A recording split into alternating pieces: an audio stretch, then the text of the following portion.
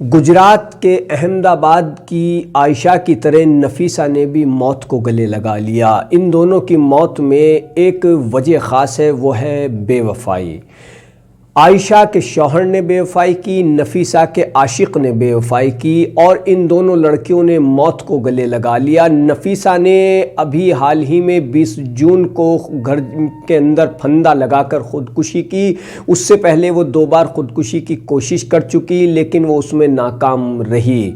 आपको नफीसा के बारे में बताऊं कि नफीसा कौन थी, कहाँ की रहने वाली थी, किसकी वजह से उसने ख़ुदकुशी की। उससे पहले ज़रा पिछले साल मार्च में हुई उस दर्दनाक घटना का भी जिक्र करता हूं जिसने दिल को दहला दिया था, जो आज तक लोगों के जहनों में ताज़ा है और जिसके बाद कई सामाजिक संगठनों ने मुहिम भी चलाई थी कि वो दहेज के ख़िलाफ़ बहुत पुख्ता तौर पर मुहिम चलाएंगे। और कई जगह पर ऐसा भी हुआ था कि जहाँ पर निकाह पढ़ाने से सिर्फ इसलिए इनकार कर दिया गया क्योंकि उस शादी में दहेज का लेन देन हो रहा था।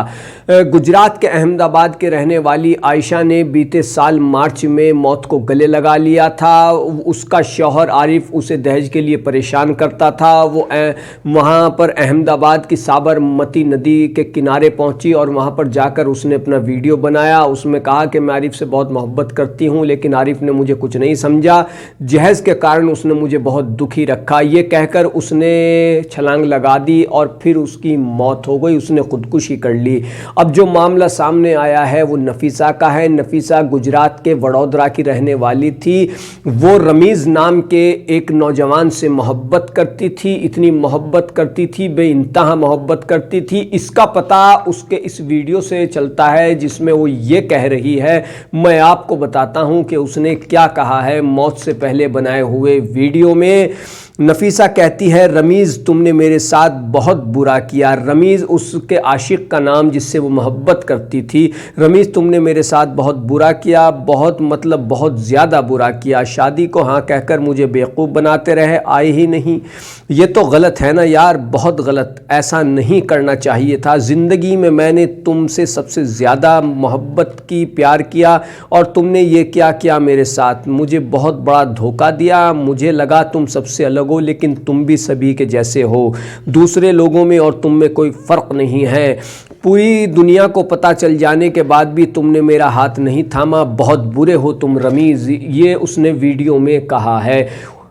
आयशा की तरह इस लड़की ने भी मौत को गले लगा लिया। सुसाइड, आत्महत्या, खुदकुशी किसी भी मसले का हल नहीं है। ज़िंदगी अनमोल है। कुदरत ने जो ज़िंदगी दी है उसकी कद्र करनी चाहिए। जिस वक्त आयशा ने खुदकुशी की थी तब बड़े बड़े विद्वानों ने, बुद्धिजीवी वर्ग के लोगों ने ये कहा था कि खुदकुशी करना किसी भी समस्या का हल नहीं है। उन्होंने सही कहा था। लेकिन ये क्या हो रहा है कि बीते साल एक लड़की आयशा मौत को गले लगा लेती है शौहर की बेवफाई से तंग आकर।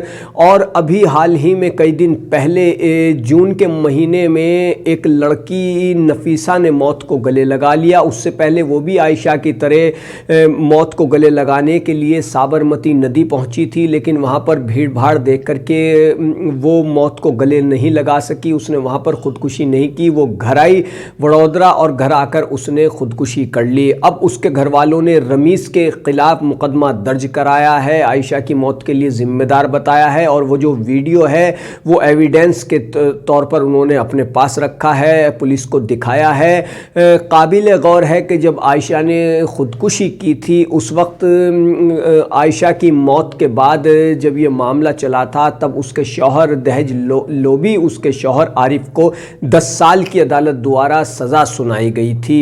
अब इस मामले में पुलिस पूरी तरह से जांच में जुट गई है और माना जा रहा है कि नफीसा ने जो वीडियो बनाया है वो उसके धोखेबाज आशिक रमीज़ के ख़िलाफ़ एक पुख्ता सबूत साबित हो सकता है। उसके घर वालों का कहना है कि नफीसा रमीज़ से बहुत ज़्यादा मोहब्बत करती थी और नफीसा उसकी मोहब्बत में इस कदर मुब्तला थी कि वो उसके घर भी उससे मिलने गई। पहले तो रमीज़ भी उसके साथ खूब घूमता रहा, उससे मोहब्बत करता रहा, लेकिन बाद में उसने उससे बात करनी तक बंद कर दी थी।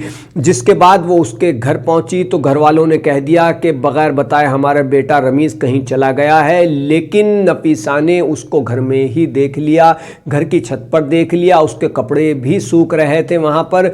ये भी उसने अपने जो सुसाइड से पहले वीडियो बनाया है, कुछ इस तरीके का जिक्र नफीसा ने उसमें किया है।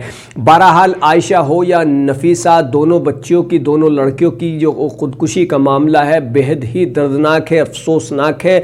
और ये इस तरफ इशारा करता है कि किस तरह से ज़रा सी बात पर कुछ लोग मौत को गले लगा लेते हैं, ज़िंदगी की कद्र नहीं समझते। याद रखिए कि ज़िंदगी जिंदा दिली का नाम है, मुर्दा दिल क्या खाक जिया करते हैं।